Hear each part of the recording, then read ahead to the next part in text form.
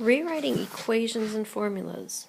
It appears I never recorded this. So another way to say this is solve for something. So here's formula for area of a parallelogram or maybe rectangle. We want to solve it for b. When I say that, I mean we want to get b alone. So b is multiplied by h. We're going to divide by h. So to solve for b, we get b equals a over h. Base equals area divided by height.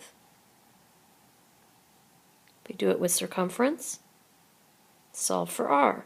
Get r alone. Isolate r. R is attached to 2 pi by multiplication. So we're going to divide by 2 pi. We can do that all at once. It's okay. That's all there is to it. R equals c over 2 pi. Radius equals circumference divided by 2 pi. Here's a little more involved one. Perimeter of a rectangle. P equals 2 times L plus W. Solve for W. And so first thing we got to do is distribute that 2. That 2 belongs to both of those items. We can't just start adding or subtracting. We still have to take care of parentheses first when we've got something like this in a problem. So now I have an equation that looks something like this. I just made up a simpler one. If I do the simpler one, I subtract 15 from both sides.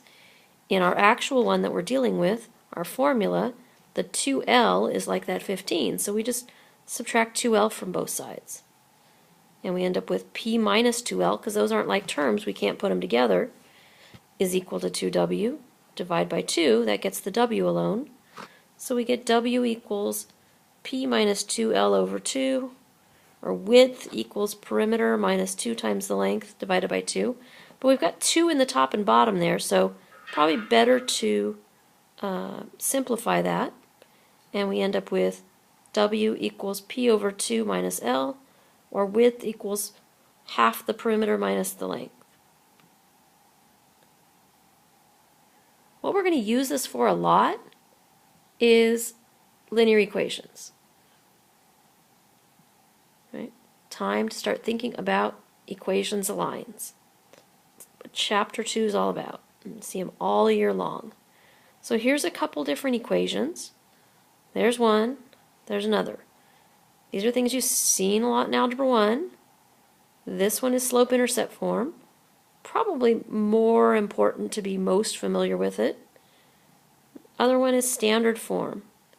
Not quite as important, but we find oftentimes you guys don't remember or didn't learn, probably don't remember how to do stuff with standard form. So we're going to do more with that this year. Well, what happens oftentimes is we've got standard form and we want to get it into slope-intercept form.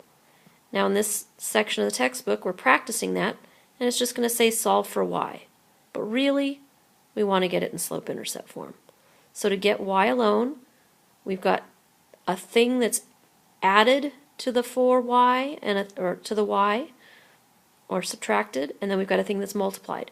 The x is added or subtracted, so we always get rid of that addition or subtraction thing first. Then we get rid of the thing that's been multiplied. Remember, we're working our way backwards up the order of operations. So we're going to divide everything by -4. Simplify. And that's okay. I want to make sure you know that that's equivalent to this, right? X divided by 4 is equivalent to 1/4 times x. And they're both important to know. They'll both come up. In particular, you know, the slope is 1/4 in either of those lines.